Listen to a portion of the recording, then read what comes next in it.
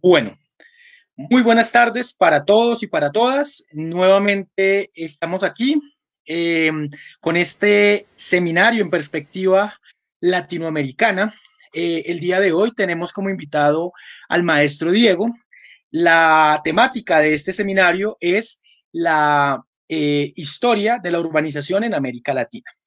Entonces, a medida que este seminario ha ido avanzando, hemos ido encontrando cómo el discurso general filosófico situado en América Latina ha ido tomando más forma. Y en esta ocasión, pues, el discurso filosófico se centrará en algo tan cotidiano, pero complejo como lo es la ciudad. Entonces, para nosotros es un gran privilegio tenerlo aquí, maestro, y muchas gracias por aceptar la invitación. Y nada, este es entonces el seminario en perspectiva latinoamericana de Montaña de Letras. Un saludo cordial a todos nuestros amigas y amigos. Para mí es un placer presentarles al maestro doctor Diego Andrés González.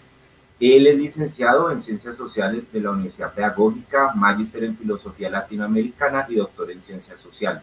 Entonces tenemos un invitado de lujo hoy y la idea es mirar otro aspecto de este pensamiento filosófico que a veces no suele tenerse en cuenta cuando se desarrollan temáticas de filosofía, y es el tema de la ciudad. El tema de las ciudades latinoamericanas que de alguna u otra manera reciben el influjo de la modernización europea, pero que tienen unas cualidades muy particulares. Entonces, el maestro Diego nos va a hacer un panorama general. Ustedes saben que estos espacios nos permiten apenas ahondar aspectos muy generales, pero la idea es poderlos situar para una posible discusión en el tiempo. Quiero recordarles que estamos ya cerrando este primer ciclo de filosofía en perspectiva latinoamericana para empezar luego a tomar ya temáticas mucho más puntuales. En esta ocasión, que vamos cerrando ya nuestra séptima sesión, los estamos invitando muy cordialmente a la séptima, que tiene que ver ya con un debate. Estamos organizando un debate que haríamos los que hemos expuesto aquí y demás para relacionar las temáticas que se han abordado a lo largo de estas sesiones. La idea es que ustedes también tengan una participación activa y que puedan preguntar de viva voz o, si a bien lo consideran, utilizando el chat. Entonces, sin más preámbulos, los dejo con el maestro Diego Andrés González. Un saludo. Hola, muy buenas tardes a todas y todos quienes nos ven, quienes nos escuchan. Gracias por la invitación a Montaña de Letras. Hoy quiero compartir pues unas reflexiones para debatir varios de los asuntos que se trabajaron en sesiones anteriores. Todo el tema de la modernidad, por ejemplo, sobre todo con lo que nos presentó el profesor Román Artunduaga hace 8 días, sobre los proyectos modernizadores en América Latina. Y cómo eso pues se fueron materializando en diferentes circunstancias y cómo es que se ha adoptado esto de la modernidad y cómo hemos vivido la modernidad en América Latina. Ese va a ser como uno de los ejes principales. Quiero retomar algunos elementos de lo que nos presentaba Román, por ejemplo, el tema de estos conceptos que tomaba de Bolívar Echavarría, esa modernización propia, esa modernidad adoptada, y efectivamente cómo vemos la modernidad materializada con proyectos modernizadores. Entonces, esa va a ser una de las principales premisas para abordar acá, y es que la modernidad va a ser la urbanización, perdón, como un proyecto de modernizante, ¿sí? Un proyecto modernizador. Esa va a ser una de nuestras primeras premisas, entonces, la urbanización como un proyecto modernizador. Y en esa modernización vamos a entender esa modernidad como una destrucción creativa. Es decir, la urbanización en América Latina es vista como un proyecto modernizante basado en una destrucción creativa. Esa es entonces nuestra tesis a trabajar el día de hoy y eso cómo se va llevando a cabo. La destrucción creativa que vamos a entender por destrucción creativa entonces. Esa condición propia de la modernidad, nos dice David Harvey, hay un texto entonces donde retoma este principio para analizar los procesos urbanizadores. En París, capital de la modernidad, es este texto de David Harvey, en donde este principio de la destrucción creativa, cómo la modernidad es destruir algo que existe para a partir de allí crear algo nuevo. Y eso nuevo, como siempre se requiere pues, de toda una condición de romper con ese pasado. Y esa destrucción creativa puede ser de dos maneras. Primero, puede ser de una forma moderada y democrática, o bien puede llevarse a cabo de forma revolucionaria, traumática o autoritaria. Y esa ruptura radical con el pasado, entonces, que es la base de toda destrucción creativa, nos permitiría ver que puede ser a partir de una representación de las cosas en diferentes escenarios, es decir, podríamos pensar, o la modernidad misma ha llevado a pensar que ese cambio, esa ruptura se puede dar en diferentes escenarios alternativamente, en el arte, en la música, en la pintura, en las ideas en general, cambiando las leyes. ¿Sí? Entonces, como en diferentes escenarios, si empezamos a llevar movimientos de cambio, vamos entonces a representar, esas formas de representar las cosas y esa combinación en diferentes escenarios permitirá el cambio, ¿sí? Como una combinación de muchos frentes para lograr ese cambio. Otros, por el contrario, van a decir, no, se necesita que esas condiciones de cambio estén agrupadas en un lugar y en un momento crucial, ¿sí? La revolución, entonces, para el cambio, se necesita que se dé en el momento preciso, con las condiciones precisas, algo así como lo que algunos llaman la tormenta perfecta, ¿no? Esas condiciones en que solamente ocurren, que se juntan todos los factores para que se dé esa tormenta perfecta. Entonces, esta sería otra forma de concebir ese cambio. La modernidad, entonces, implica cambio. No podríamos, o la historia misma no está quieta, ¿sí? Este principio del materialismo histórico, pues nos permite que entendamos que no hay quietud en la historia y que ese movimiento necesariamente implica cambio y ese cambio implica destrucción de algo de lo que existe. Acá entonces, algo de lo que han llamado como una teoría alternativa a esa modernización y ver cómo Saint-Simon y Marx parten para que haya cambio, este principio, que ningún orden social puede alcanzar cambios que no estén latiendo en su condición existente.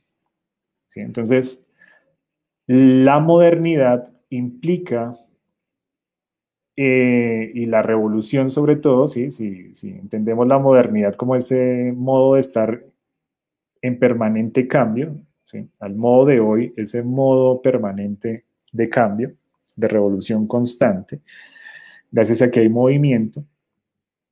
Pero ese cambio solo es posible si en su condición propia de las cosas, allí hay latente ese cambio. ¿Sí? No forzar ese cambio, porque si no se quiere cambiar, pues va a ser imposible lograrlo. ¿Sí? Entonces, ¿cómo leemos y cómo entendemos esas condiciones existentes en las cosas, en los objetos, en el espacio, que permitan o que estén latiendo, estén latentes para su cambio? Y entonces hay una condición un poco también de la entropía, ¿no? Ese principio físico en donde todo tiende al caos, ¿sí? Todo tiende a una transformación permanente. Y para lograr un cambio, pues se necesita romper con el pasado. Es decir, el adagio popular de que no se puede hacer una tortilla sin romper los huevos. Para poder crear algo nuevo necesitamos romper otras cosas. Vamos a romper una ruptura radical con ese pasado. Y en ese romper con el pasado, entonces, retomando acá un pasaje del Evangelio de Marcos, que dice que ni nadie echa vino nuevo en odres viejos, de otra manera, el vino nuevo rompe los odres y se derrama el vino. Y los odres se pierden, mas el vino nuevo en odres nuevos se ha de echar. ¿Sí? No podemos hacer vino nuevo en odres viejos, ¿sí? En estos recipientes para fermentar el vino porque se va a romper. Entonces, los cambios de la materialización de los cambios, se necesita también un cambio en las estructuras, no solamente el contenido, sino el continente. Necesitamos cambiar esas dos condiciones para que pueda haber una ruptura radical con ese pasado y que exista entonces una destrucción creativa.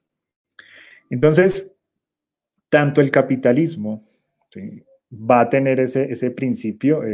Hayek va a ser uno de los grandes defensores que la destrucción creativa es el principio fundamental para que hayan cosas nuevas y así crear un valor y aumentar el valor y reproducir el valor de las cosas y así acumularlo, ¿no? La acumulación de capital estaría planteada de esa manera.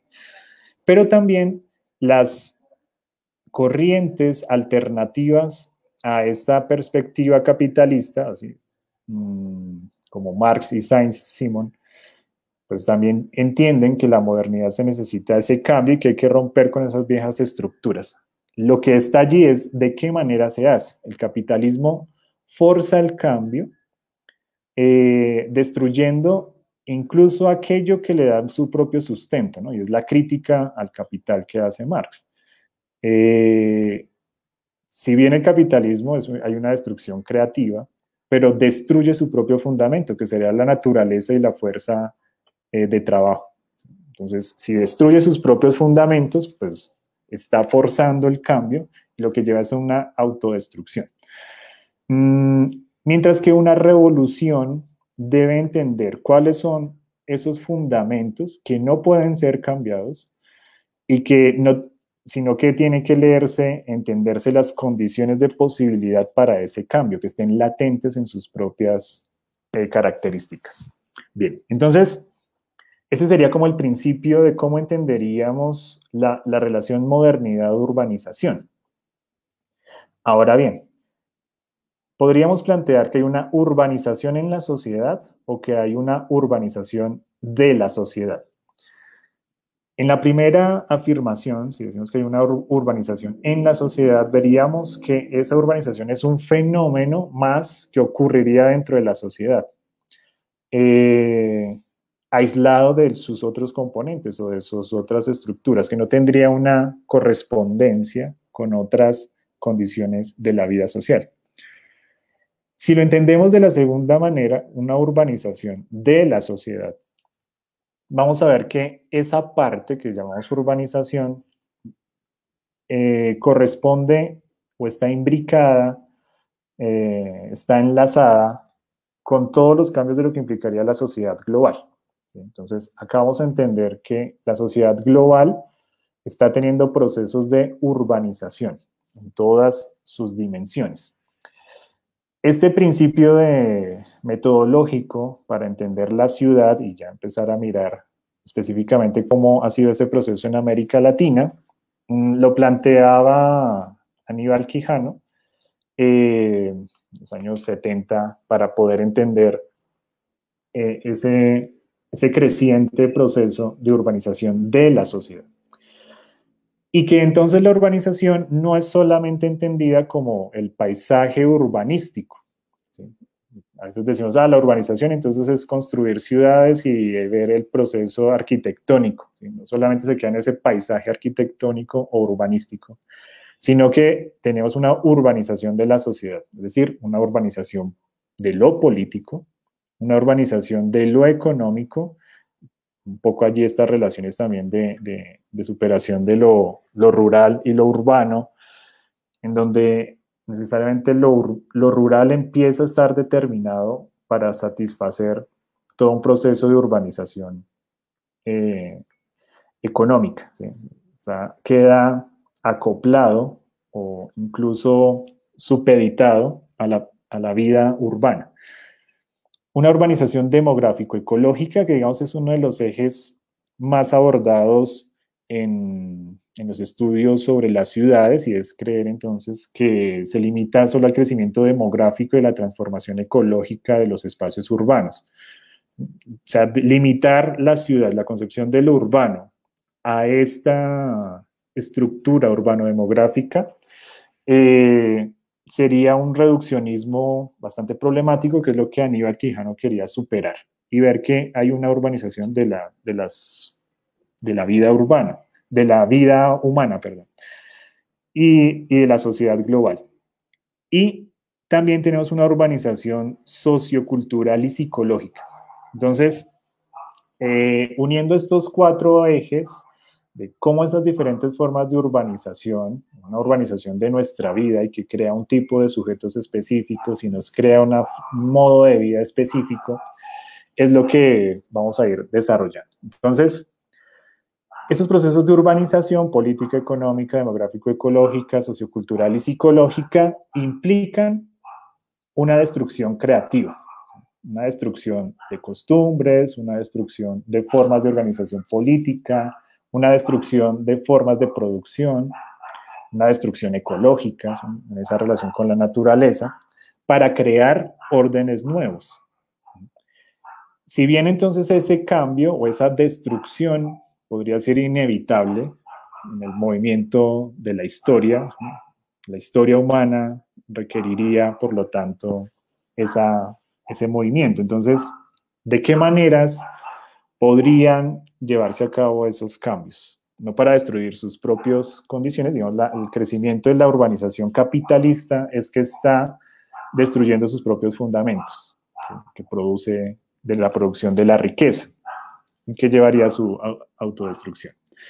Bien, entonces, la ciudad, y por eso decía, no es solamente una historia, o sea, cuando nombrábamos acá o titulábamos el seminario del día de hoy como historia de la urbanización en América Latina, no es solo una historia de las ciudades con datos de esa forma cronológica, sino podríamos entenderlo más bien como una historiografía de la urbanización, incluso si se quiere una filosofía de la historia de la urbanización. Bueno, por ahí podríamos estar pensándonos para profundizar después.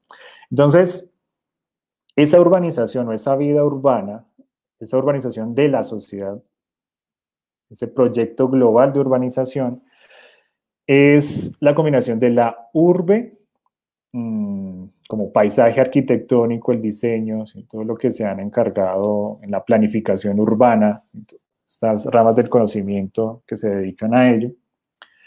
La combinación con la polis, la distribución con el ejercicio del poder y el gobierno y la distribución de recursos, si se quiere, y la civitate, ¿sí? Las civitas, de cómo nos formamos social y psicológicamente incluso para vivir en la sociedad. Así, el tema de los manuales de convivencia para la ciudad, los manuales de ciudadanía, los manuales de urbanidad, ¿no? Cómo creamos ese sujeto, cómo distribuimos los recursos, cómo nos gobernamos dentro de esa ciudad y qué paisaje o cuál es el hábitat construido para esa ciudad, ¿sí? La urbe, la polis y las civitas se combinan entonces en esta comprensión del urbano como una totalidad. Bien, en el proceso entonces de urbanización de esa vida humana, de esa vida social, que además es global y que tiene unas particularidades regionales y sectorizadas, pero que responden a una característica global, voy a pasar a presentar en 2 momentos, y es cuáles han sido esas representaciones de lo urbano y cómo también han sido esas materializaciones de lo urbano mismo. Esto para mirar cómo se superponen esas representaciones y esas materializaciones. ¿Sí?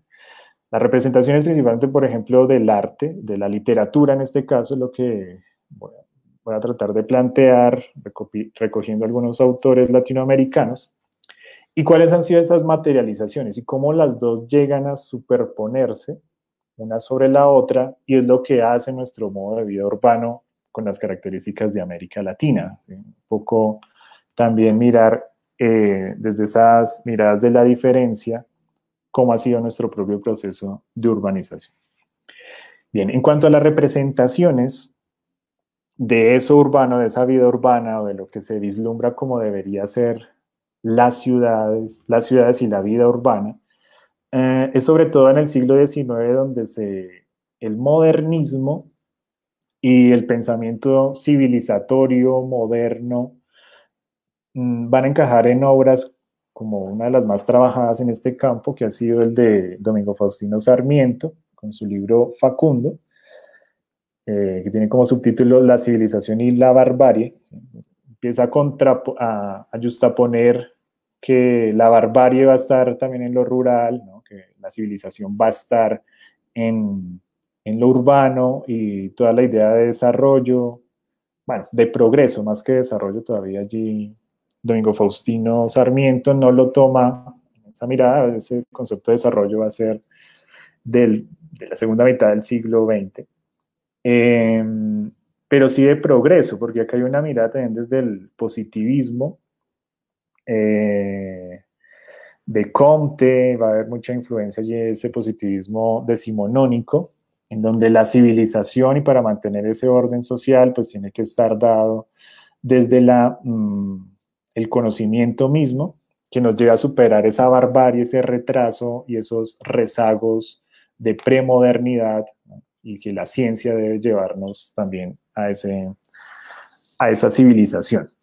Entonces, con Domingo Faustino Sarmiento se va construyendo o se va representando este ideal de la vida urbana, ¿sí? Cómo sería una modernización del modo de vida urbano y cómo superamos esos retrasos que no favorecen, por ejemplo, la industrialización y que eso sería barbarie.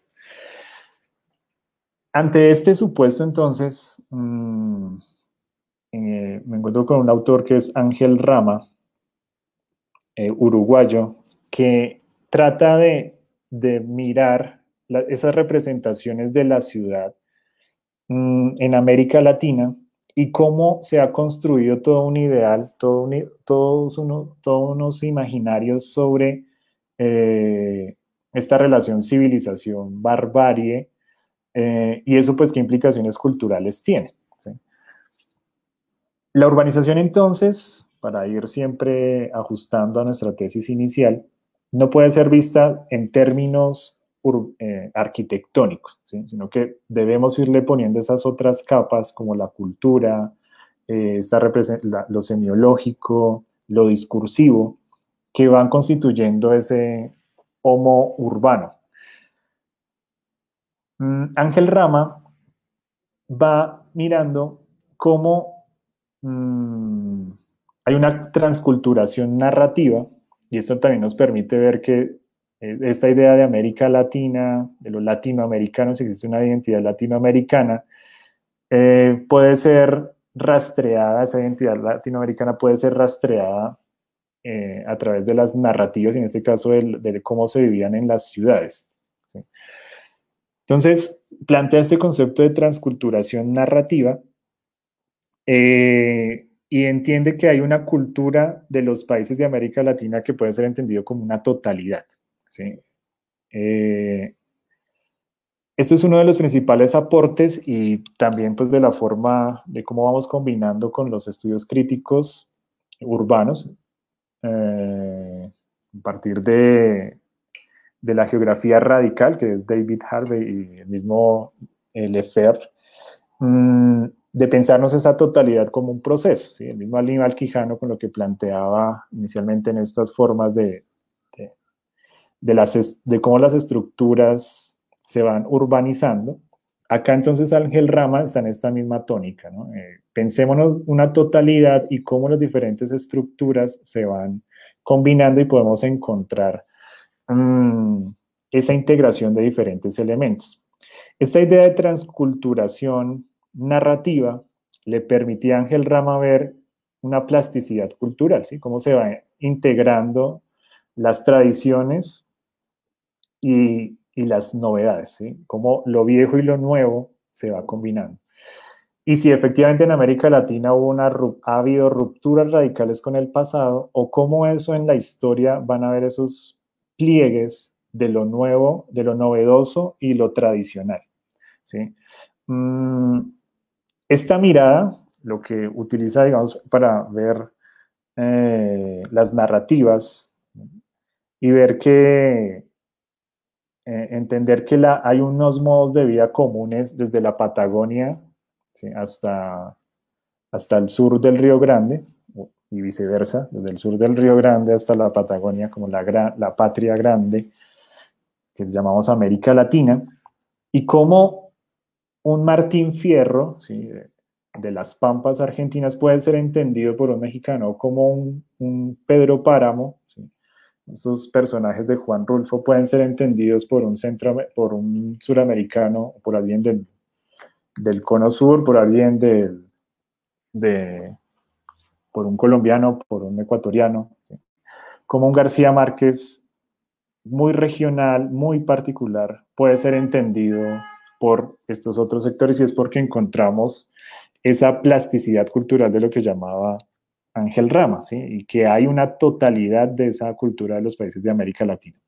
Y así como existe entonces eso cultural, es porque en las ciudades hemos tenido procesos similares de una cultura en común, ¿sí? Y es a partir de esa vida en la ciudad, de esa construcción del homo urbano, que se permite esa comunicación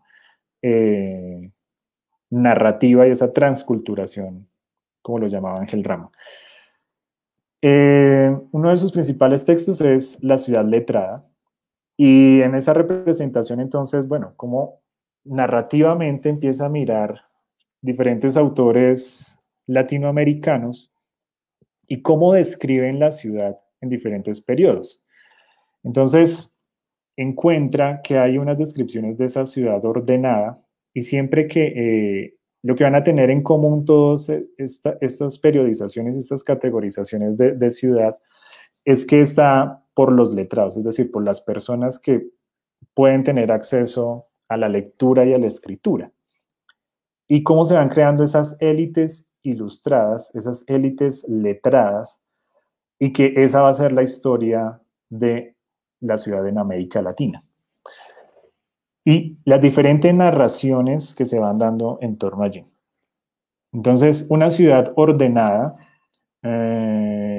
como desde la colonia se empiezan a establecer los sistemas administrativos, incluso burocráticos, de la corona española y de la corona portuguesa en América Latina, y que van a estar los letrados en este caso van a ser los que pertenecen a esa burocracia administrativa de la colonia, ¿sí? Y entonces ahí vamos a tener una ciudad ordenada.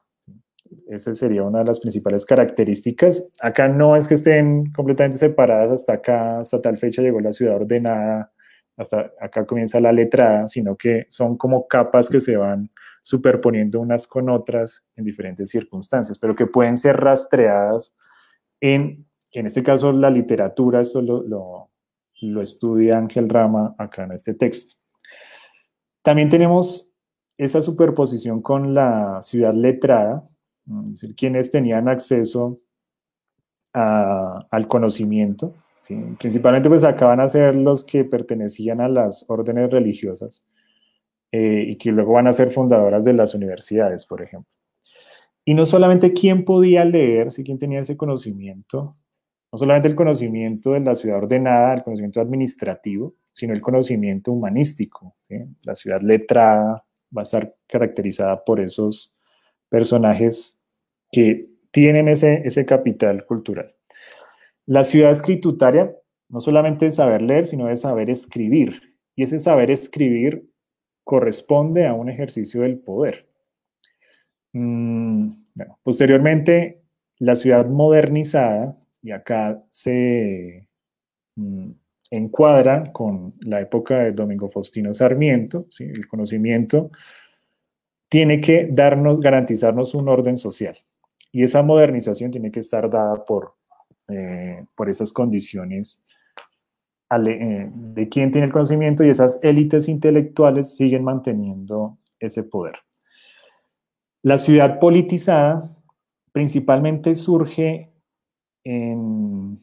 posterior a la conmemoración del centenario de las independencias, y hay un rasgo específico y es la Revolución Mexicana, por ejemplo, ¿no? Entonces, como hay una mayor politización de quienes acceden, de esos que han sido subalternizados en estos modelos, que han sido dejados por fuera en el modelo del ejercicio del poder en la ciudad, ¿no? Esos iletrados.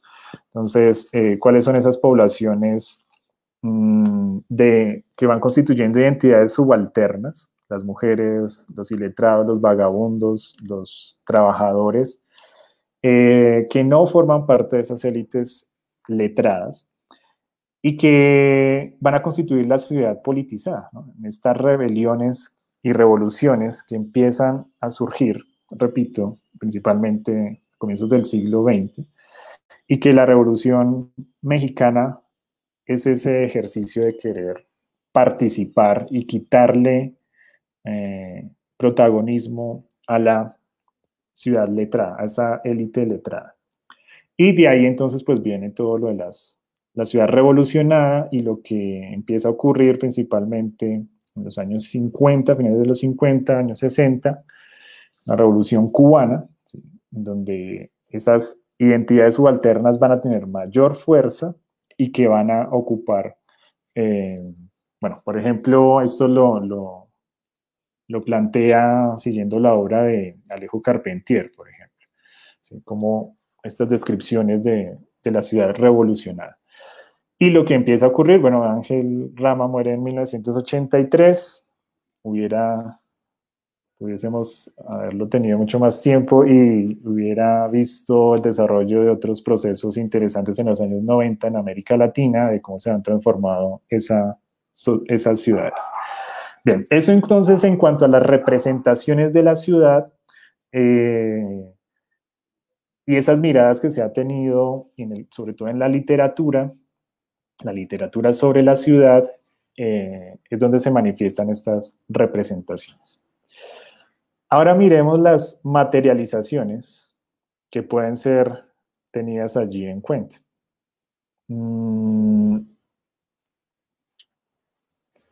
Y esas materializaciones pues van a estar dadas por los proyectos urbanísticos y de la planeación arquitectónica que ha tenido lugar en América Latina, de lo que podríamos llamar desde la remodelación de Tenochtitlan, ese recorrido de la mirada europea de cómo debe ser la ciudad, a la modelación de Brasilia.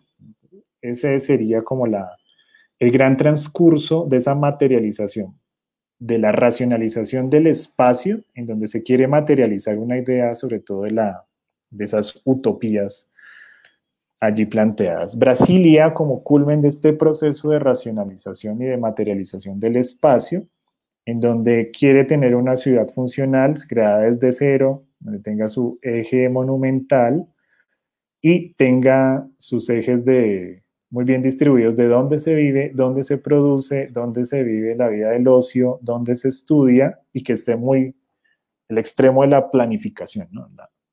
La neurosis de la planificación, si se quiere. Entonces esto, 1960, Oscar Niemeyer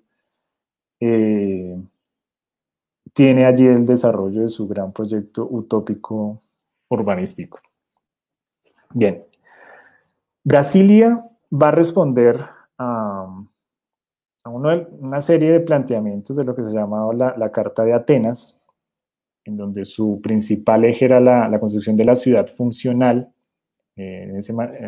Fue el manifiesto urbanístico ideado en el cuarto Congreso Internacional de Arquitectura Moderna, fundado en 1928, disuelto en 1959, que fue el almacén de las ideas del movimiento moderno o el estilo internacional en la arquitectura. Acá entonces, con la Carta de Atenas y todos los congresos de arquitectura moderna, pues se apuesta por una separación funcional de los lugares de residencia, ocio, trabajo, poniendo en entredicho el carácter de la densidad de la ciudad tradicional. Entonces, ¿cómo separamos y garantizamos ciudad, vivienda y educación y que pues esto esté completamente planificado? ¿Sí? Donde tenemos el espacio para recrearnos, el espacio para trabajar, el espacio para habitar y el espacio para circular, ¿no? Ciudad funcional. Ante estos planteamientos, por ejemplo, de cómo entendemos esa materialización de lo moderno, ¿sí? Donde implica una ruptura con el pasado, donde implica una destrucción creativa, y allí es donde se acelera entonces esa destrucción creativa, personajes y autores como Lefebvre, Henri Lefebvre, nos va a decir que ese urbanismo basado en los principios formulados por los congresos de arquitectura moderna, por los CIAM, nos crea pues unas funciones sociales compartimentadas y construye de manera definitiva la fragmentación de la vida en común, dejando al capitalismo y al Estado al mando de las decisiones sobre la vida urbana. Entonces, para Lefebvre, esta forma de pensar, esta forma moderna de pensar la materialización de esa modernidad en el espacio, nos quitaría a los sujetos pues, nuestra capacidad de agencia, porque si hay una fragmentación de esa vida en común y solamente somos funcionales, donde vamos de un lugar a otro para habitar, para trabajar, para consumir, para educarnos y para distraernos, todo ya está predefinido y perdemos nuestra capacidad de agencia, esa capacidad de decidir sobre nuestra propia vida urbana. Y estamos siendo modelados en ese homo urbano. Dice Lefebvre, el urbanismo moderno entonces impulsa un proceso mundial de urbanización completa. Acá encuadra con la idea de David Harvey y con la idea de Aníbal Quijano, ¿sí? Una urbanización de la sociedad que pone fin a una concepción de la sociedad como construcción social disputada política y culturalmente por diferentes clases sociales y la fija como espacio libre para la acumulación de capital de unos pocos. Por ejemplo, las empresas inmobiliarias.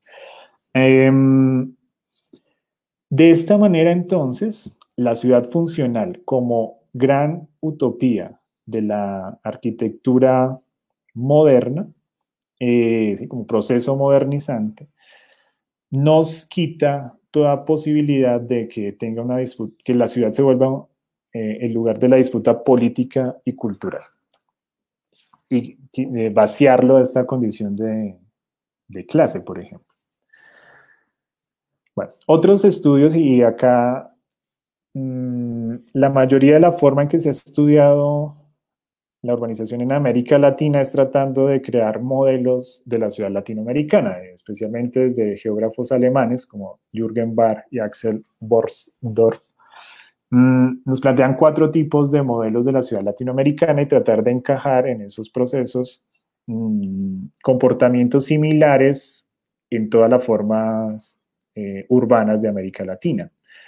Y plantean entonces estos 4. Primero, pues el modelo de la ciudad colonial, la ciudad compacta, en donde el damero, la cuadrícula específica en donde está el centro de la distribución del ejercicio del poder, y a raíz de esa cuadrícula ir ampliándolo hacia los bordes, que también representaba pues un orden racial, un orden patriarcal y un orden de clase, ¿sí? Entre pues más cerca al poder va a vivir los ricos blancos, hombres letrados, y a medida que se alejen del centro van a vivir estas identidades subalternas que planteamos ahorita. Entonces, ese va a ser el modelo de la ciudad colonial. Estos autores toman principalmente, les interesó mucho estudiar el caso de Popayán, que hasta el terremoto de los años 80 mantuvo este ejercicio. Bueno, Muchos por ahí quieren seguir replicando el modelo colonial en ciudades como Popayán, ¿no? Siga manteniéndose con una retícula de clasificación racial, de clase y de género. Entonces, ese sería nuestro primer modelo, la ciudad colonial, pero que era una ciudad compacta también. Posteriormente identifican, y esto es con el crecimiento de los trenes y de todo el sistema ferroviario y cómo a lo largo de los sistemas ferroviarios se van creando las ciudades, se va dando el crecimiento, ese crecimiento lineal. Entonces, acá tenemos un modelo de la ciudad sectorial que va a lo largo del siglo XIX en sus procesos de industrialización, algunos más incipientes que en otros países, pero que podríamos encontrar estas regularidades de esta ciudad sectorial, ¿no? Crecer las ciudades a lo largo de los ejes de desarrollo de tránsito. Ese crecimiento lineal, especialmente, repito, de los sistemas ferroviarios. Después de la segunda mitad del siglo XX, encontramos entonces esta nueva ola de modernización que va a constituir las ciudades polarizadas. Acá tenemos una representación de lo que ocurrió, cómo eso se vivió en Bogotá, del vaciamiento de los centros, del centro productivo, generalmente constituido por las aristocracias locales, criollas, y cómo se va ese desplazamiento hacia fuera de la ciudad o a zonas más apartadas de ese centro tradicional de la ciudad. Las clases altas van creando sus lugares y van vaciando los centros. Y esto, bueno, va a ocurrir en diferentes ciudades de América Latina. Entonces hay una ciudad polarizada en donde los ricos quieren crear nuevamente sus propias utopías espaciales y se van alejando, se van creando los country clubs, por ejemplo, y se van entonces polarizando. Esto va a ser un proceso entonces que estos autores resaltan que es entre 1950 y 1990. Y finalmente, algo que lo que podríamos estar desde los años 90 y que es el gran modelo de la instauración con toda la fuerza del neoliberalismo. Y bueno, hay también varios estudios sobre la urbanización neoliberal y esos modelos de urbanización neoliberal, en donde constituyen la ciudad fragmentada.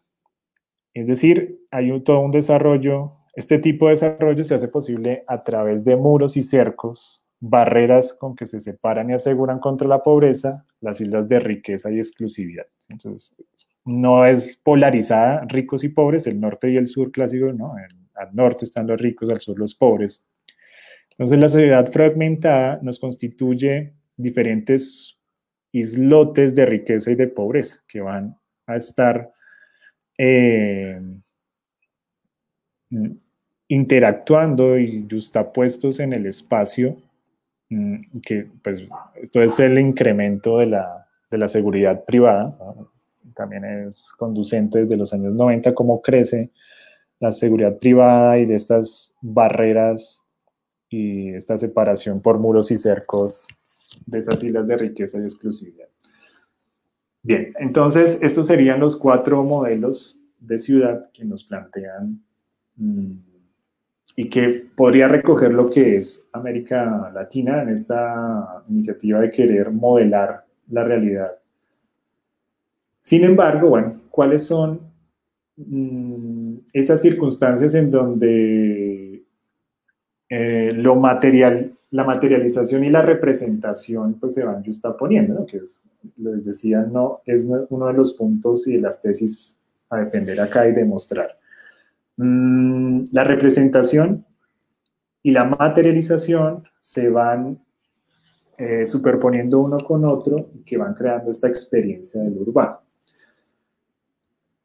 Si bien entonces el ejercicio analítico y académico de modelar, de tomar modelos de cómo funciona la ciudad en América Latina, ¿sí? Ahí estaba completamente desprovisto de esa capa cultural, de esa capa social, de esa capa psicológica que nos va llevando a esa experiencia de lo urbano. Todos estos modelos pues están ahí muy bien en su modelación espacial, las formas que van tomando y cómo se comportan los flujos y los fijos. Pero carece de todo lo semiológico, ¿sí? Entonces es ponerle a estas formas de modelación urbanística y arquitectónica las características de estudios culturales y estudios críticos y ver cómo es que esto tiene movimiento, ¿no? Pues que la historia permite eso. Entonces, pues, ¿qué cambios, qué destrucciones creativas provocó cada uno de estos modelos? No solamente demográfica y ecológicamente, sino política, económica, psicológicamente, culturalmente, cómo ha funcionado esto y cómo se vive en cada uno de esos modelos de ciudad. Hay un ejercicio que hace Santiago Castro Gómez bastante interesante, bastante fascinante, todo lo que va mostrando, porque permite poner esas representaciones y esas materializaciones en un caso específico, y es Bogotá, en el periodo de 1910 y 1930, ¿sí? Como la movilidad del capitalismo y la biopolítica en Bogotá en ese periodo, ¿sí? Esos tejidos oníricos. Entonces, como ese tejido pues tiene que ser de lo material y lo representado. ¿Y qué tipo de destrucciones creativas se van llevando allí a cabo? Santiago Castro pues, ve que ese dispositivo de movilidad y como en ciertas materializaciones, el tranvía, por ejemplo. Todo el tema de la velocidad, no solamente la velocidad del cuerpo, el traslado de las mercancías, sino también la velocidad de nuestros deseos y cómo dejamos de creer en lo viejo, ¿sí? Cómo creamos odres nuevos para ese vino, ¿sí? Nuevos recipientes para fermentar un vino nuevo. Entonces, el tema de la moda, ¿no? Eso es lo de las máquinas deseantes. Y retoma la revista Cromos y cómo se van creando nuevos deseos, esas máquinas deseantes. El tema de la moda va a ser fundamental. Y los utensilios que empiezan a ser necesitados y que es lo más veloz. Eso material, entonces el tranvía no solo moviliza cuerpos a mayor velocidad y mercancías, sino deseos también. Todo tiene que ser más rápido. ¿Y cómo consumimos? También entonces va cambiando esos hábitos del consumo. ¿Y cómo hacemos para que dure más la vida urbana? Entonces la creación de la luz eléctrica de los alumbrados públicos, de las luces de neón, por ejemplo. ¿Cómo crear vida nocturna? ¿Sí? Eso hace entonces que la movilidad no sea también una movilidad de los deseos. Y así entonces se nos va constituyendo una ética y una cinética del homo urbano, ¿sí? Una ética, ¿sí? Un ethos, ese movimiento, ese comportamiento en lo urbano.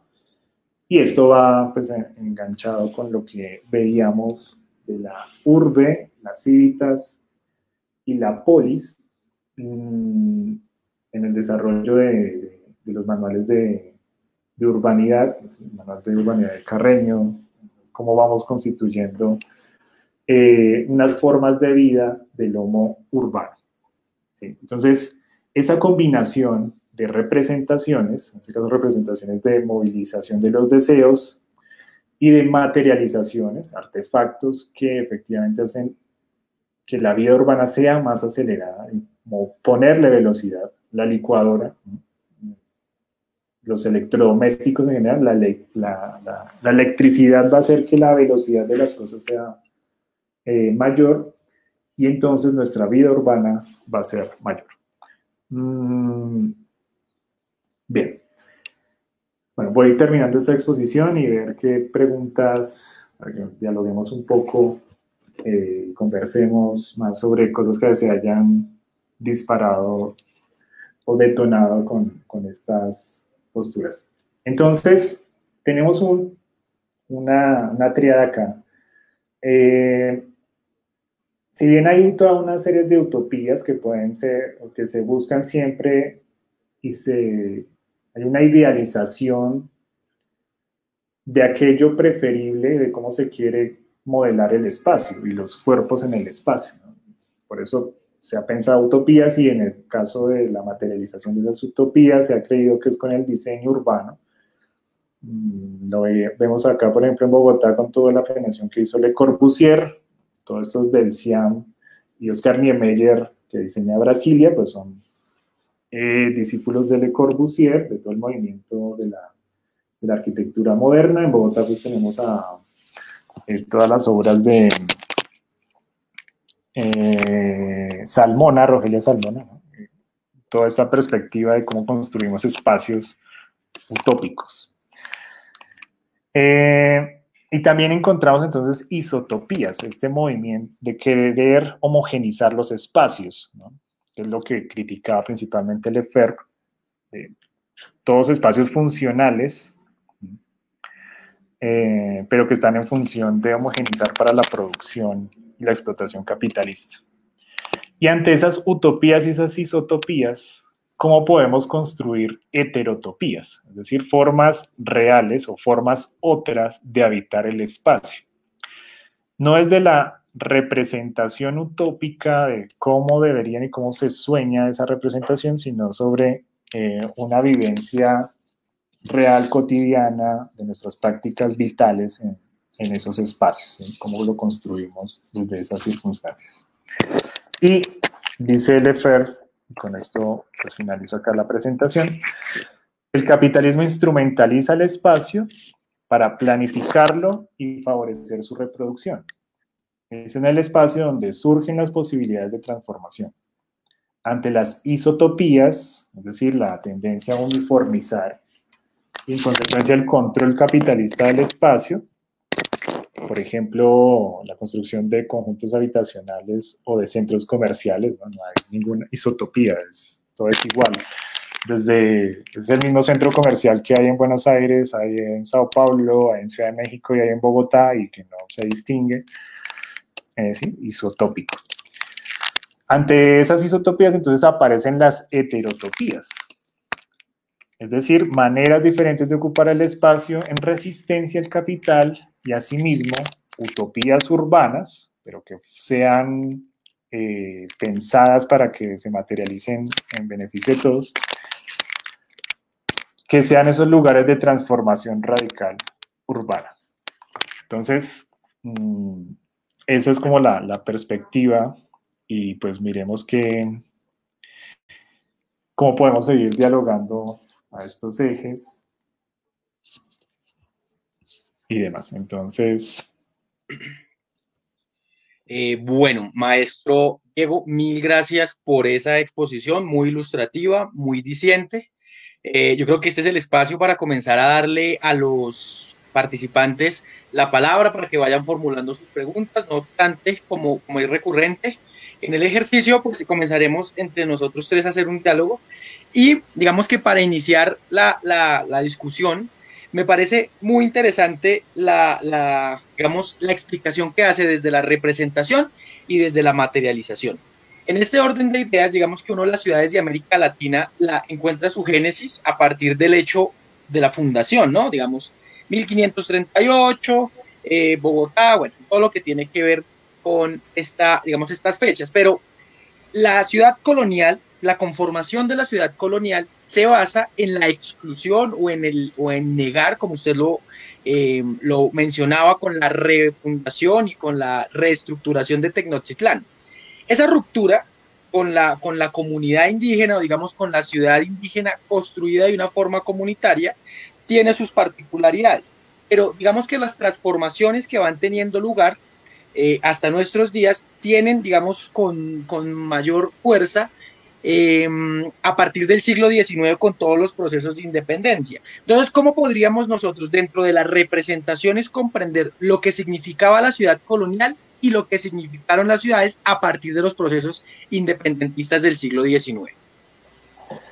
Bien, sí, ahí podemos responderlo desde cómo vamos a entender la modernidad, ¿no? Que sigue siendo problemático, que para muchos dicen, no, la modernidad es desde la Ilustración, para Wallerstein Wallerstein, y para Dussel la modernidad comienza en 1492, porque es una modernidad colonial, lo expresaba también el profesor Santiago Patarroyo, ¿no? De la modernidad colonialidad, capitalismo, o sea, son indisolubles esas relaciones. Y si comienza en 1492, entonces hay una primera modernización y es la llegada es abrupta de España, bueno, de Europa, porque es España y Portugal y Inglaterra, Francia, Holanda, pues, llegar a un nuevo territorio y hay una destrucción creativa, pero que es destrucción para crear un orden nuevo, pero una destrucción que no respeta las condiciones de transformación propia de esta historia, ¿no? Es una destrucción abrupta, no como lo que plantean Saint-Simon y Marx, que se tuviera en cuenta las condiciones propias de esa historia para que lograra su propio cambio, ¿no? Sino que fue un rompimiento abrupto con un modo de organización. Y claro, entonces es el rompimiento de todas estas estructuras que giraban. En el caso de Tenochtitlan, pues allí era el centro político, social de uno de los grandes imperios de América y pues que tenía un orden de la sociedad y de la comunidad, ¿no? Un principio de comunidad. Entonces hay un rompimiento por otras formas. Posteriormente, otro momento en la modernidad y es en el momento de las independencias. Pero allí es una modernidad ilustrada y eso tiene entonces unas características de querer reconstruir una comunidad, ¿sí? De los promotores de la independencia en América Latina, pero es una comunidad basada en los principios ilustrados, ¿no? La fraternidad, la igualdad. Ahora se me fue el otro. Igualdad, fraternidad y libertad. Y eso tiene que ver con lo que describía Ángel Rama de la ciudad ilustrada, ¿no? Es una comunidad, pero es una comunidad ilustrada, ¿no? Entonces, ¿cómo creamos eso propio? Pero ¿qué tan propio resulta eso que se creía propio construido desde posterior a las independencias, ¿no? Es un propio de un europeo criollo. Se siguieron manteniendo las estructuras coloniales de explotación a las identidades subalternas, ¿sí? A las negritudes se tuvieron solo en cuenta como como frente de batalla en las guerras de independencia y después, ¿qué? ¿No? Como esa crítica a la Carta de Jamaica en donde dicen, no, pues Haití no, porque pues, no nos interesa porque no son criollos. Entonces, a pesar que en Haití se había llevado a cabo las primeras rebeliones independentistas, pero que eso no se tiene en cuenta, sino que se tiene en cuenta como primeras rebeliones independentistas las de los criollos blancos y ilustrados letrados, lo que describe Ángel Rama allí. Entonces, claro, nos lleva a pensarnos que las formas de urbanización siguen siendo coloniales. Entonces, ¿cómo pensarnos una decolonialidad urbanística?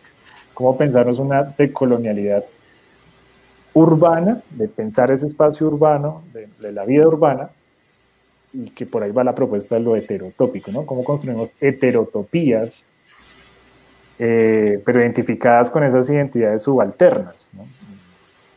Yo creo que todos los movimientos que vimos en diferentes lugares a finales del año pasado, en las ciudades de América Latina, eran las identidades subalternizadas, históricamente marginadas, que salen en Santiago, que salen en Quito, que salen en ciudades de Brasil, que salen en México, en Colombia, en Argentina. Acá estamos y hemos sido los sacados de esa ciudad letrada, de las élites, y entonces acá estamos y hacemos parte de acá. Entonces, ¿cómo miramos esas heterotopías?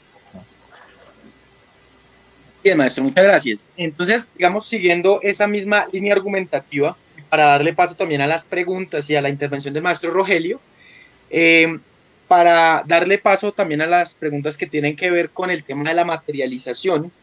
La materialización de las ciudades, de la construcción de ciudades, a partir del siglo XX tuvo una ruptura completamente fundamental para comprender todo eso que usted nos explica, ¿no? En el siglo XIX, durante el Olimpo Radical y todo lo que tuvo que ver con el periodo liberal, se le llamó la Atenas Suramericana a Bogotá, pero luego los procesos de transformación y todo esto que usted nos explicaba muy bien, tuvieron una incidencia allí, ¿no? La Universidad Nacional en 1936, diseñada por Leopoldo Rotter, uno de los arquitectos que diseñó la nueva Berlín para Hitler, ¿no?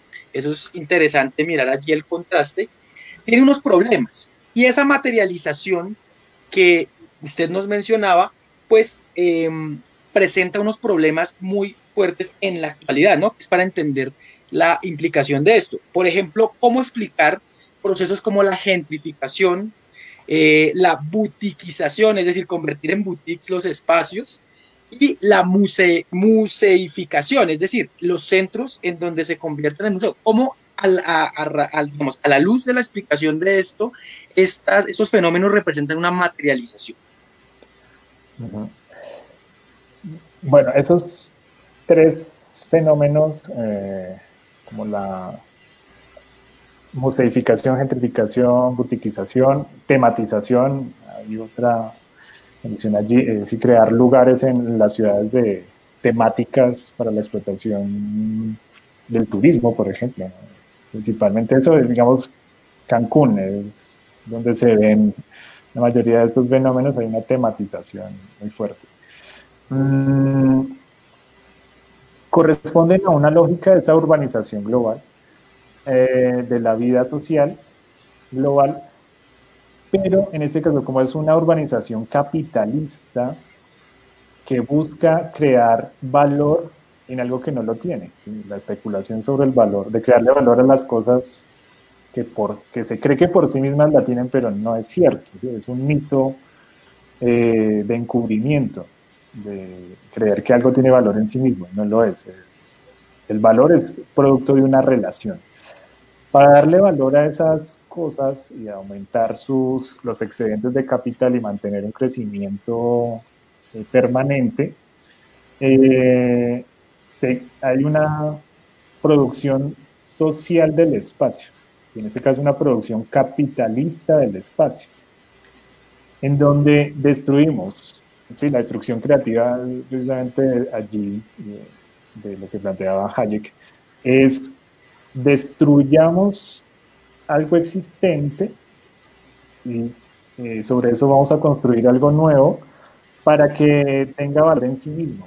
Entonces la gentrificación permitiría de lugares que han sido desvalorizados, ¿sí? Que han sido incluso deshabitados o que han sido bueno, que se les ha hecho perder su valor de cambio, poder ser recuperados y aumentarle o darle una nueva revalorización.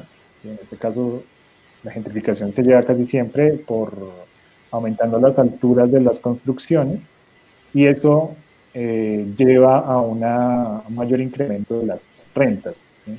Tanto para arriendos como para el precio mismo del suelo. Pero todo eso es artificial, ¿no? Es una creación artificiosa del valor, especulativa.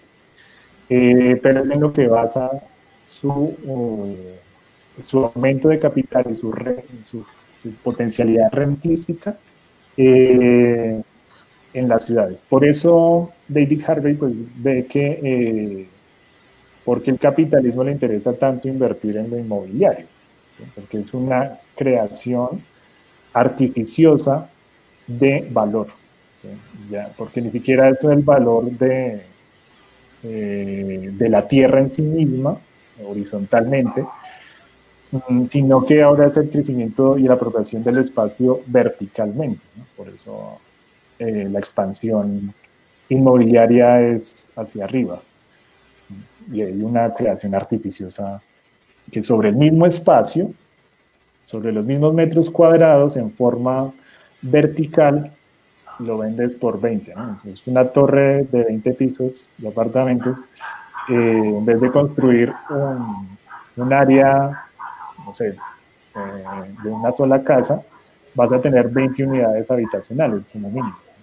Entonces, eso es completamente especulativo. En el caso de la museificación, de la Candelaria, entonces, también cómo creamos la explotación simbólica de algo pero que se vuelve paisaje. Entonces, hay que conservar arquitectónicamente lo que tiene un valor histórico. Valor histórico, ¿en qué sentido? ¿Valor simbólico? No, valor de cambio y cómo eso puede ser explotado para, bueno, una Candelaria pues se vuelve está llena de hostales, y que tiene que ser explotado bajo una función, en este caso, de ese plus que se llama historia, ¿no? De eso, una mercancía, la historia no se vuelve una mercancía. Bueno, Cartagena, los centros históricos en América Latina pues, han llevado a esa explotación de esa forma. Pero entonces, claro, hay vaciamiento también del habitante tradicional. Hay un vaciamiento de la historia y solamente se deja una historia que pueda ser mercantilizada, que pueda ser entendida como el dato curioso y que el turista pueda comprar, ¿no? Entonces acá se va articulando las formas de mantenimiento del capitalismo contemporáneo, el capitalismo financiero postindustrial en la explotación de estas otras circunstancias, ¿sí? Ya, pues de hecho las industrias en las ciudades pues ya no están allí y empiezan a ser reemplazados por otras formas de producción, los call centers o el turismo mismo, que ahorita está, por eso pues la pandemia pues ha llevado a que haya una crisis de este tipo de capitalismo basado en el turismo, por ejemplo, turística. Entonces por ahí podría ser. Muy bien, muchas gracias, maestro.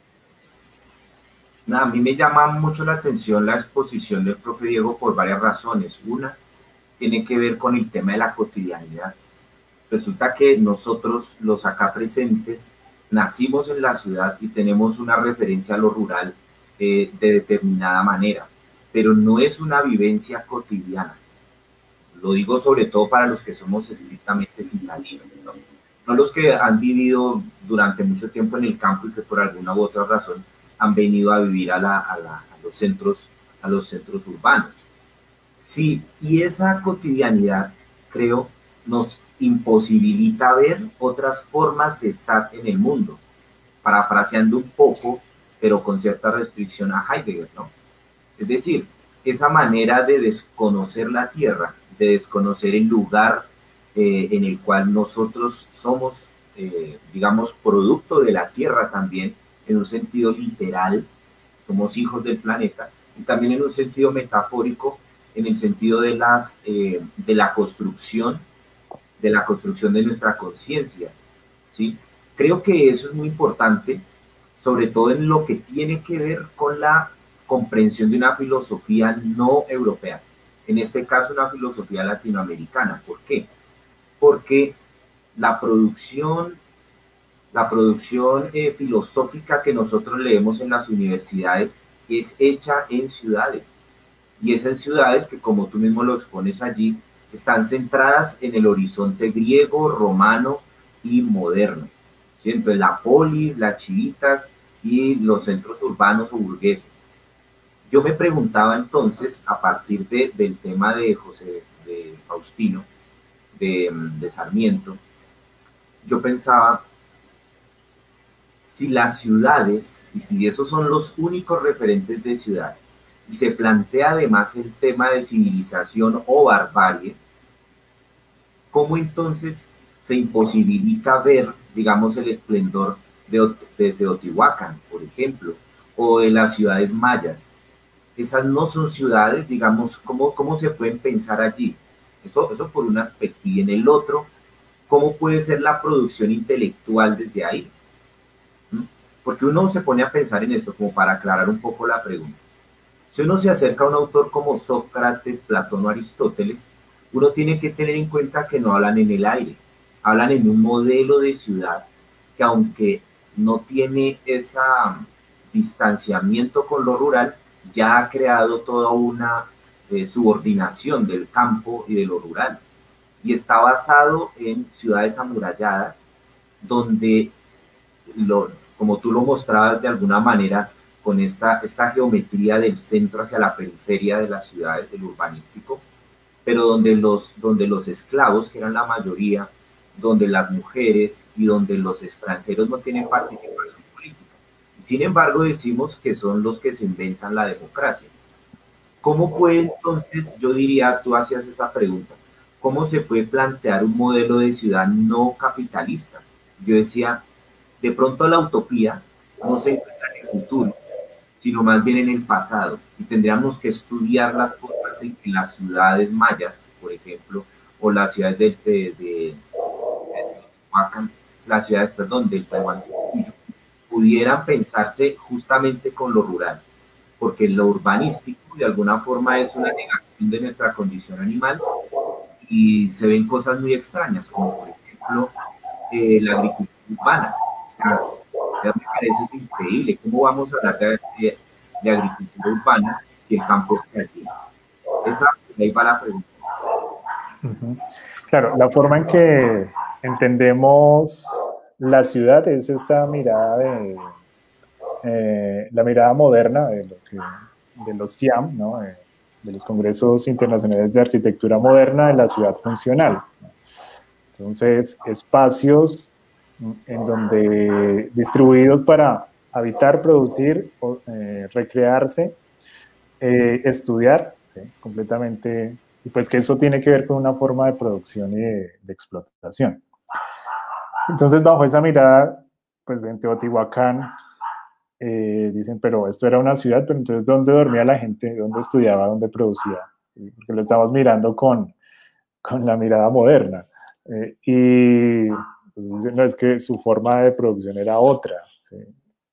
O sea, había unos espacios para la contemplación, había unos espacios más para el ocio, ¿sí? Porque la producción incluso no estaba ahí, estaba en otros lugares, había solamente para la comercialización, ¿sí? ¿Cuáles eran las formas de entender ese centro de lo urbano y cómo se fueron configurando y para las relaciones entre los humanos? Eran centros ceremoniales también, ¿no? Y no necesariamente del habitar, ¿sí? Allí en lo urbano, sino que habían otras formas de interactuar frente a eso. ¿Y cómo pensarnos entonces una ciudad no capitalista? Pues habría que... yo creo que, claro, no todo ha sido absorbido por esa forma de producción capitalista. Y si fuera tan eficiente, lograría o no hubiese producido tantas identidades subalternas, ¿sí? Y es en esas identidades subalternas donde es posible construir otras formas de habitar, ¿sí? Es ahí donde se seguía. Lo que pasa es que como en las representaciones solo se ha tenido el mundo de lo letrado, hay muchos que han recuperado esa ciudad de los iletrados. En el cine, por ejemplo, esta película Gamín, es que se llama, de los años 80, que muestra como Bogotá, esa parte de esas identidades subalternas. La vendedora de rosas, Rodrigo de No Futuro, La sociedad del semáforo. Bueno, entonces hay una serie también de mostrar que en esas identidades subalternas de la ciudad latinoamericana podemos encontrar esas heterotopías, esas apropiaciones otras del espacio urbano, ¿sí? Claro, Brasilia, retomando allí, puede que haya sido planificada de diferentes maneras para que fuera todo funcional y que todos sus habitantes fueran engranajes muy juiciosos y muy disciplinados en ejercer la función ya preestablecida. Pero ya también, pues en los 60 años que cumple Brasilia, se han recogido experiencias de cómo es que se vive, cómo la gente vive esos espacios. Entonces, lo que había sido planificado solamente para la producción empezó a ser habitado, ¿sí? Empezó a ser transgredido esos límites de acá solamente es para producir, entonces la gente empezó a vivir allí, o no, acá solamente para vivir. Entonces la gente empezó a hacer fundaciones para estudiar, para recrearse, ¿sí? Entonces fueron transgrediendo esos límites preestablecidos. Y se fue llevando otras cotidianidades que no fueron registradas y que no son registradas por los letrados. Entonces, lo que nos falta es el conocimiento de lo que verdaderamente existe en la cotidianidad. Entonces, las representaciones, como siempre se dan, de las representaciones de unas élites, pero entonces yo sí creo que la literatura nos puede permitir, y el arte es lo que nos permite ver esas otras heterotopías de que hay unas vivencias cotidianas que no son captadas por esas representaciones formales y formalizadas y formalizables, que a veces creemos que como si esto fuera un sistema completamente que funciona perfectamente. Pues no es cierto. Digamos que eso es algo de lo que se quiere hacer creer, que funciona y que no hay salida, ¿no? Y bueno, Boaventura de Sousa ha recuperado, pues, en términos de producción en las ciudades, como producir para vivir, en ese texto que recoge experiencias del sur global, de África, de Asia, de Sudamérica, de Centroamérica, experiencias de cómo en la ciudad se vive de otra manera y se produce de otra manera y se vive y se construyen esas heterotopías ante la modernidad, o contrario a, bueno, un discurso contrahegemónico, ¿no? De lo que Román hace 8 días también hablaba de la modernidad, la mirada celebratoria de la modernidad. Y acá, ¿cómo recuperamos o cómo reconstruimos colectivamente experiencias cotidianas de esas heterotopías?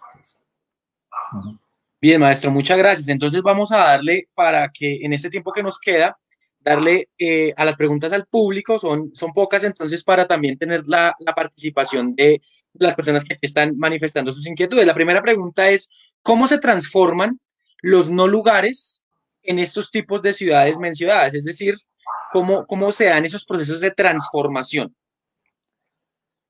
Bueno, acá como, primero, ¿qué podríamos entender por no lugares? Hay varias apreciaciones. Algunos lo llaman más al sentido de Ernestos, no, se me fue el autor del ensayo de la ceguera. Saramago. Saramago, que iba a decir Ernesto Sabato, perdón, además es el argentino. José Saramago planteaba que un lugar era, por ejemplo, los centros comerciales, ¿no? Bueno, muchos autores han recuperado eso de esto que se vuelve un modelo igual del centro comercial en Buenos Aires, en Sao Paulo, en Santiago, en Bogotá y en Ciudad de México, y que se vuelve un culto porque está en un lugar vaciado de contenido simbólico, ¿no? Que los lugares son construidos por esa cotidianidad, por esa interacción con los otros y que tiene una carga simbólica representativa y que se vuelve un hito, ¿sí? Entonces, esos no lugares, claro, es un modelo de estandarización a nivel de cómo va a ser igual estar en cualquier lugar. Es lo que Saskia Sassen también describe en lo de la ciudad global, que así estés en Tokio, estés en Lagos, estés en Madrid o estés en Bogotá, vas a sentirte que estás a nivel global, ¿sí? ¿Y esto qué sensación? ¿Cuál es la sensación que permite, o cuáles son los elementos que permiten esa sensación? Que si estás entonces en el centro histórico de Bogotá, encuentras un subway y que entonces tienes la misma sensación como si estuvieras en Madrid o como si estuvieras en Tokio o en Nueva York, ¿sí? Porque entonces son estas experiencias globales, la experiencia global de la ciudad. Pero entonces ahí es donde también te convierte en un no lugar, porque si cualquier lugar es igual a cualquier otro, bueno, cualquier espacio es igual a cualquier otro, pues carece de lugar, de localidad, de decir, es que esto lo hace específico, pero sí, entonces el turista siempre va y come en todo lado en Subway o come en todo lado en KFC. Y dice, es que estuve en el KFC de Bogotá. Y bueno, pero ahí no hay una experiencia del lugar, ¿no? Es un no lugar, porque si es global, pues pierde su característica del lugar. Entonces, ese vaciamiento también del simbolismo, pues el ser sujeto global, ese etos de lo global, de ser ciudadano del mundo, te hace perder de la experiencia de lo local. Bueno, también hay unas condiciones de explotación de eso, pero como forma exótica, ¿no? Entonces, muchos critican en México a los voladores de Papantla, ¿no? Que se amarran del pie y salen a volar, ¿no? Porque pues volvieron eso algo exótico, pero pues venden una idea que eso ya no tiene, se vuelve ya un no ritual, ¿sí? Un ritual no ritual. Así como los lugares se vuelven no lugares, porque carecen de una experiencia ya propia, específica, singular, sino que se vuelve una experiencia más comercializable, una mercancía que se reproduce. Y claro, los centros históricos o los cascos antiguos empiezan a tener una estandarización. El casco antiguo de Panamá, por ejemplo, el casco antiguo de San Cristóbal de las Casas, La Candelaria, Quito, el centro histórico de Quito, empiezan a tener unas condiciones similares. Entonces le dicen, no, pero no pueden alterar, dicen a las multinacionales, no pueden alterar la infraestructura, no pueden alterar la arquitectura, ¿no? Entonces encontramos el subway ahí escrito con el subway en Cusco, pues ahí metido, el subway en Ciudad de México, en San Cristóbal de las Casas, pero que sea acorde con el paisaje, ¿no? Entonces hay una globalización, o sea, esa globalidad que se va metiendo en lo local y eso lo vuelve ya un no lugar, ¿sí? Siguiendo pues este principio. Es decir, cómo el lugar, cuando se globaliza de esta forma carente de simbolismo, pues se vuelve un no lugar, porque ya no es la experiencia del centro histórico en Bogotá, sino la experiencia de McDonald's en el centro histórico de Bogotá. Entonces, que puede ser en el mismo McDonald's en un aeropuerto, en cualquier lugar del mundo. Un aeropuerto es el mayor no lugar, entonces no tienes simbolismo de nada. Entonces, así es como podríamos responder a eso, como los lugares se van convirtiendo en no lugares, en estos procesos de transformación. Listo, muy bien, maestro. Entonces, rápidamente, la siguiente pregunta se conectaría un poco con la primera y es, lo que hoy denominamos casco antiguo, ¿se puede considerar como el espacio urbano premoderno frente a la ciudad industrial moderna? Pues esto en el marco de lo que implicó la revolución industrial y todas las transformaciones que trajo. Claro, en la mirada entonces de la modernidad industrial y el capitalismo industrial era ver, pues había todo un asedio a destruir eso antiguo que no era funcional a la ciudad pensada desde la arquitectura moderna. Hay una pelea con los urbanistas y los arquitectos, hay unos que son pro patrimonio, otros dicen no, es que necesitamos casas, tumbemos todas las cruces, ¿sí? Es la pelea que hay, por ejemplo, entre la ERU, la empresa de renovación urbana, renovación o revitalización, que era otro modelo, ¿no? Entonces, como lo histórico, no solamente como museo, en donde también es carente de sentido porque es algo ahí que se contempla como un pasado que queremos mantener, pero que ya no está presente. O sea, el pasado solamente es rico cuando lo hacemos presente, ¿sí? Por ejemplo, en Roma, construcciones del siglo I, pues siendo funcionales para que la gente viva, estudie, juegue, ¿sí? Normal, hay una interacción con esas construcciones y no se priva a decir esto es del siglo I, acá está petrificado y no lo toquemos, ¿sí? Sino que siga siendo permanente o parte de la historia viva cotidiana. Cuando lo museificamos, entonces es ese pasado que ya no está y que entonces se le rinde simplemente culto, que es un poco lo que pasa muchos critican en México y dicen, claro, hay una exaltación, una explotación turística del mundo indígena, entonces que hay un orgullo de lo indígena, pero siempre como culto a eso grande que hubo en el pasado, ¿no? Sigue siendo que lo indígena fue pasado. Y entonces, mientras se exalta el mundo indígena en el Museo de Antropología, se matan a los indígenas, el Estado mata sistemáticamente a los indígenas en Chiapas, en Oaxaca, ¿sí? Al norte hay toda una de las empresas mineras, hay un asedio de aniquilamiento a los yaquis, a todos estos pueblos del desierto en el norte.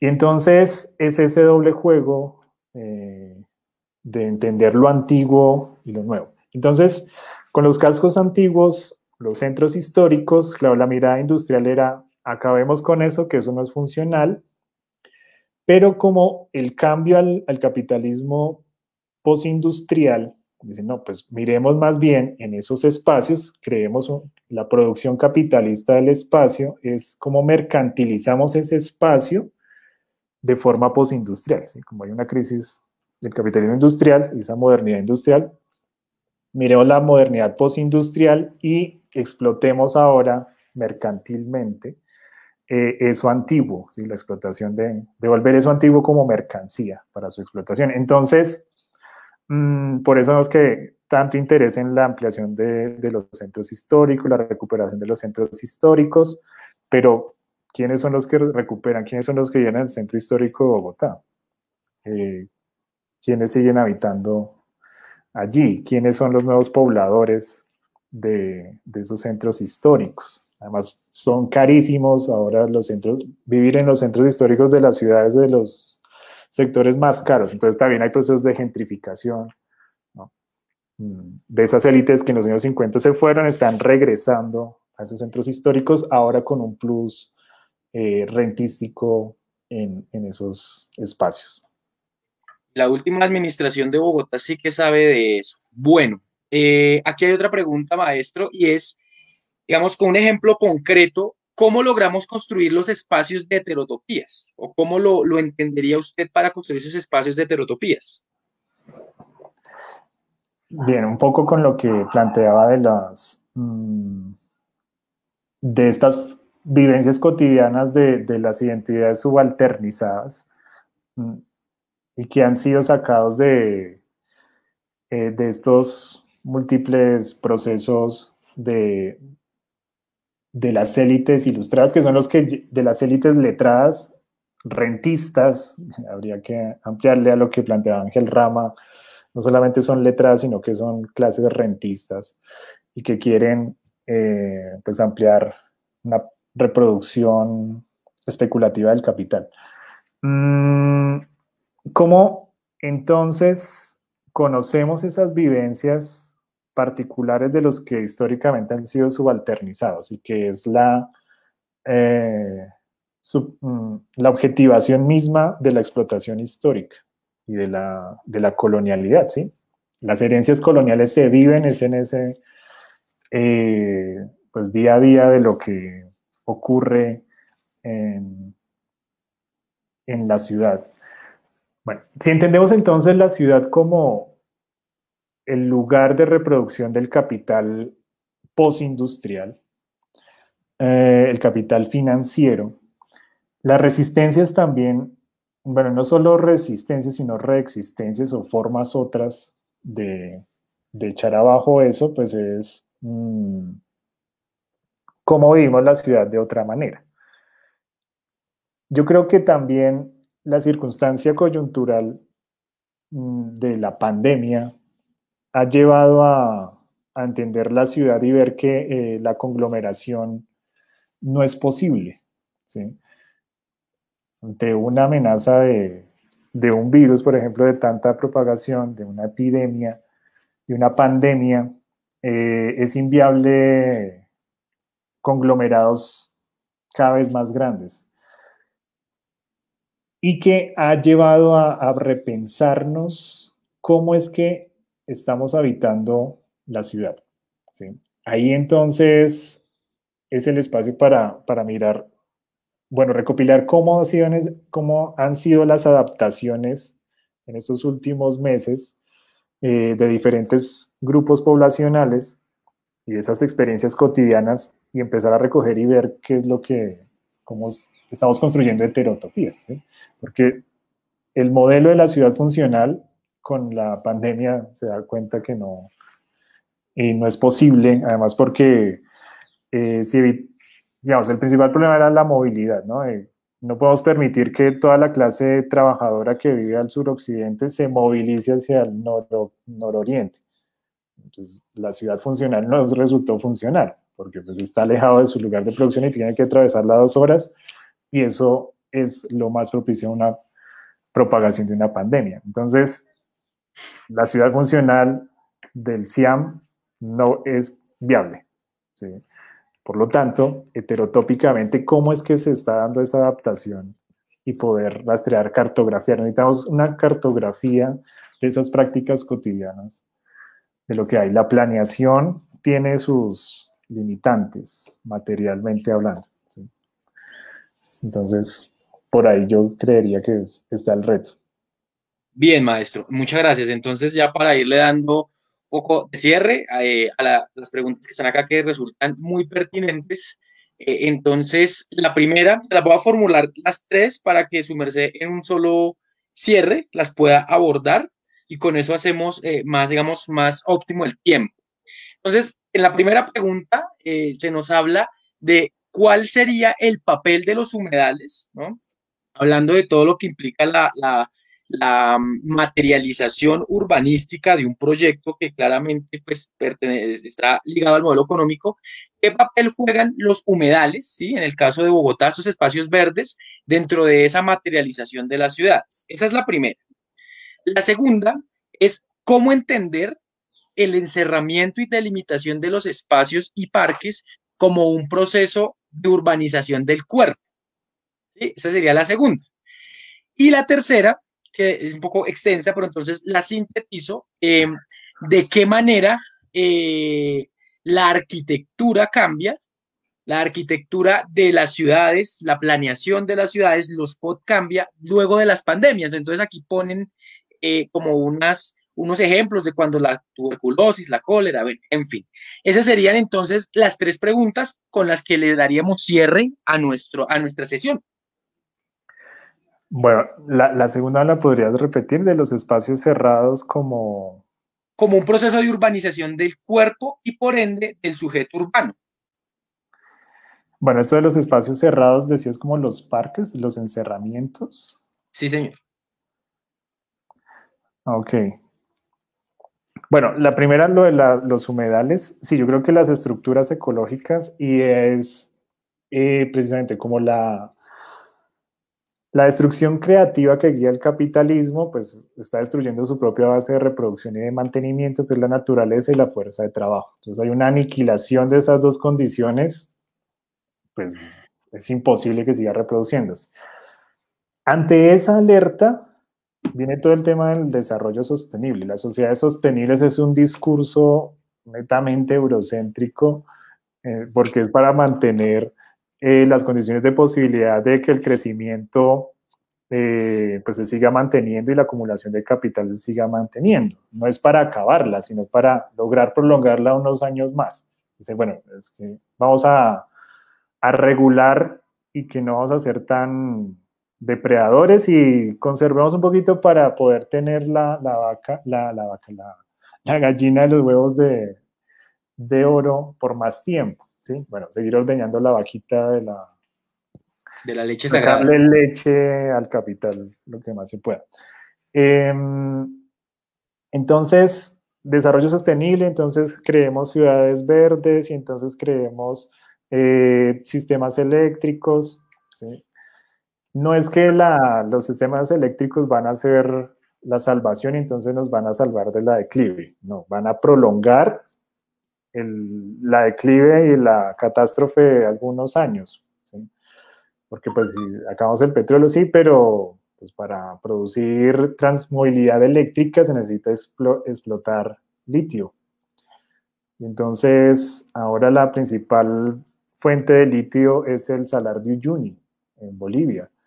Y ya están explotando una gran cantidad, entonces no es que, ¿sí? ¿De dónde se va a producir más baterías de litio? ¿De dónde vamos a sacar tanto material? Claro, no producimos CO2, pero estamos dañando pues otras fuentes de riqueza que, entonces si no íbamos a entrar en la debacle total en 10 años, lo vamos a hacer en 30, pero igual va a ser porque sigue siendo el mismo modelo de producción, así sea sostenible, sustentable y todos estos. Bueno, entonces las estructuras ecológicas y entender la ciudad en este modelo sostenible como una estructura interrelacional, simplemente creo que va a prolongar en el tiempo y en el espacio también la crisis total, la destrucción total del sistema. El desplazamiento también de lo que ocurre, de esta crisis ecológica. David Harvey, por ejemplo, dice, las crisis nunca se superan, solamente hay un desplazamiento en el tiempo y en el espacio, ¿sí? Hay un alargamiento y el capitalismo financiero es una prolongación de su crisis en el tiempo, ¿sí? Entonces, claro, la pandemia ahora pone en jaque muchas cosas de este modo de producción, pero lo que está haciendo es ampliar desplazar en el tiempo y en el espacio esa crisis final. Bueno, entonces, eso respecto a esa pregunta. Sobre los espacios cerrados, la urbanización del cuerpo, sí, efectivamente tiene que ver con esta forma de distribución de las ciudades en donde diriges tu cuerpo para habitar, en donde lo diriges para recrearte y hasta qué horas, ¿no? Hay una forma funcional de los espacios. Y una distribución también de cómo comportar tu cuerpo urbanamente, ¿sí? Cómo adecuarlo también a las condiciones ambientales de lo que ocurre en ese espacio urbano, ¿sí? Entonces hay toda una adecuación y eso hace parte de lo que decíamos de la cinética y la ética del homo urbano. La cinética en cuanto al cuerpo y el etos en cuanto al comportamiento. Esa cinética y esa ética. Entonces, que el parque esté en ciertas circunstancias, o sea, ¿por qué poner tercer milenio ahora con un encerramiento y que atrae más gente? Y curiosamente funcionó. Antes no iba nadie cuando era abierto, pero ahora que está cerrado, también la sensación de seguridad y todos otros elementos, si la seguridad es propia de este modo del etos y la cinética del homo urbano. Y sí, efectivamente atrajo más gente. La luz, mayores condiciones de la electrificación. Y bueno, eso por allí. Y sí, si las pandemias, por ejemplo, y las enfermedades, las epidemias modifican la arquitectura o una adecuación. Sí, efectivamente, y Foucault en Vigilar y Castigar pues muestra la relación entre cómo se fueron modificando las ciudades de acuerdo si había una epidemia de lepra o si había una epidemia de viruela y cómo es el control hacia adentro o hacia afuera en ciertas circunstancias y las distribuciones también del ejercicio del poder en diferentes momentos.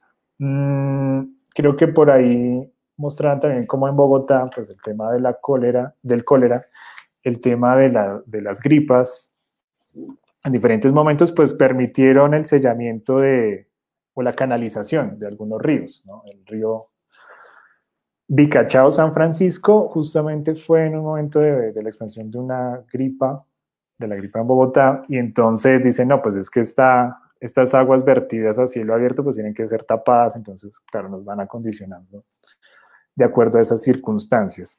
Por lo tanto, la arquitectura como prótesis de la vida humana en lo urbano, ¿sí? Y entonces esa arquitectura pues nos va mostrando pues que es una, pues en últimas también un arma de defensa humana para sobrevivir, ¿sí? Ante aquello que va viendo como amenaza.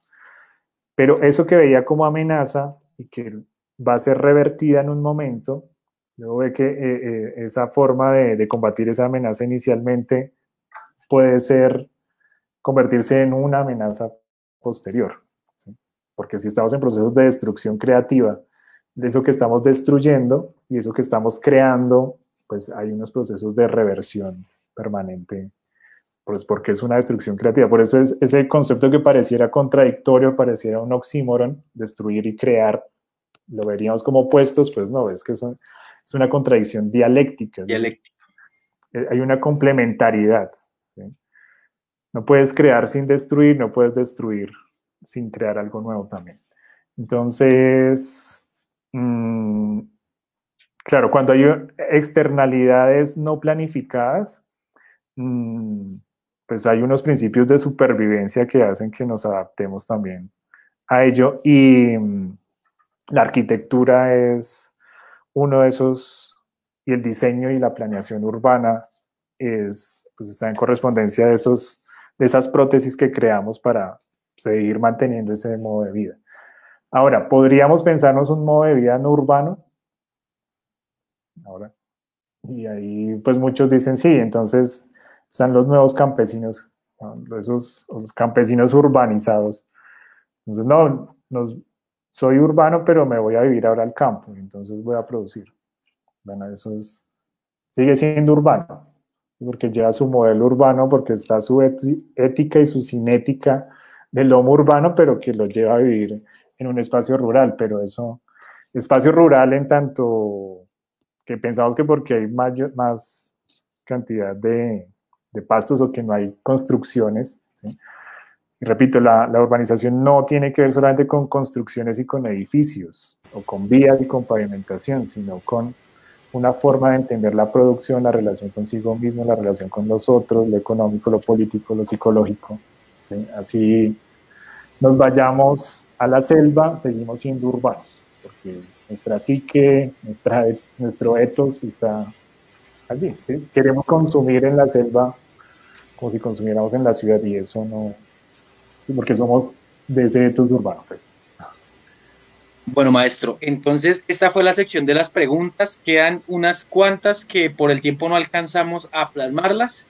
Finalmente, y como conclusión de esta intervención suya, que agradecemos profundamente, pues es que es una situación o una generalidad pues que comparten las ciudades de América Latina, ¿no? En este caso hicimos ejemplos pues, concretos de la ciudad que habitamos, pero pues también hay ciertas condiciones en común que se comparten con las ciudades de América Latina, y eso pues es lo que nos mueve en este seminario. Maestro, mil gracias por su intervención.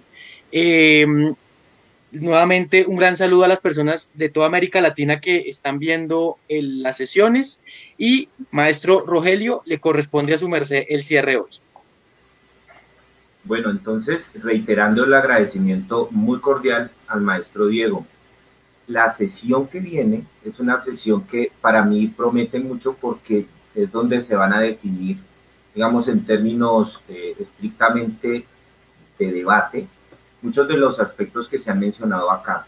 Es decir, para decirlo de otra forma, a pesar de que parezca un discurso homogéneo, los invitados y mi persona, incluso Sebastián, no coincidimos en muchas cosas.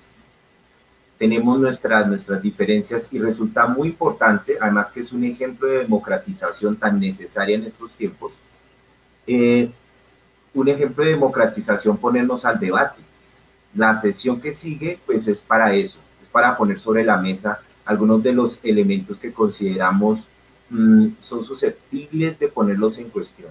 Uno de ellos es, por ejemplo, que sigue siendo el centro o el valor que tuviese la filosofía como tal en la discusión en América Latina. Para nadie es un secreto que la filosofía y la filosofía latinoamericana no se ha zanjado todavía esa discusión y hay gente que la niega, la segunda, la filosofía latinoamericana. Hay otros que coincidimos en que la filosofía europea pues es apenas provinciana y que no tiene un alcance universal. Hay otros que creen que sí lo tiene. Bueno, ese es un aspecto. Otro, la propia diferencia entre decolonialidad y poscolonialidad. Y este último que el maestro Diego ha mencionado, en referencia a si es posible una sociedad no urbanizada, una ciudad no moderna. Y no son fáciles estas preguntas que se plantean, pero vamos a hacer el ejercicio. Necesariamente tendrá otro diseño este debate y es probable que se amplíe para la siguiente sesión. Entonces estamos pensando que en la siguiente y en la que le siguen 15 días se dediquen al debate como tal. Y luego, en estas fechas, este sábado que viene, también anunciaremos los contenidos del ciclo que viene de filosofía como tal, que ya les han mencionado. Ya estos eran como muy en general, muy como para darnos a la tarea de comprender cuál es la naturaleza de la discusión y luego ya centrarnos en aspectos un poco más concretos, como por ejemplo los movimientos feministas, el tema de la literatura, el tema de la sexualidad, mencionarlos allí con un carácter filosófico que esperamos tenga la perspectiva latinoamericana. Y para eso, pues es muy importante que ustedes estén para que el debate se alimente de una manera mucho mejor. Termino diciendo entonces que todo este periplo, o sea, lo que nosotros hemos hecho de sentarnos acá y hablarles a ustedes, se resume, de alguna manera, se recoge en esta sesión de debate. Entonces es muy importante, sobre todo los que estuvieron durante toda la sesión, van a reconocer muy fácilmente dónde están, digamos, los puntos de encuentro y desencuentro. Para los que no, pues también intentaremos nosotros ser lo más pedagógicos posibles para que podamos entender de qué va el asunto. Y eso con el fin de estimular también que ustedes participen en este gran proyecto. Entonces, no sé si el maestro Diego quiera anunciar algo más. No, solamente agradecer la invitación y pues a quienes participaron con sus preguntas, algunas también habrá que no pudimos responder por el tiempo, pero bueno, esperamos haber recogido la mayor cantidad posible y resolver. Pues nuevamente gracias. Sí, nosotros estamos reuniendo por escrito lo que hemos venido hablando para que ustedes tengan en su mano las ideas un poco más argumentadas, porque el tiempo pues, no nos lo permite, el tiempo en la web no nos lo permite, pero digamos en la escritura sí.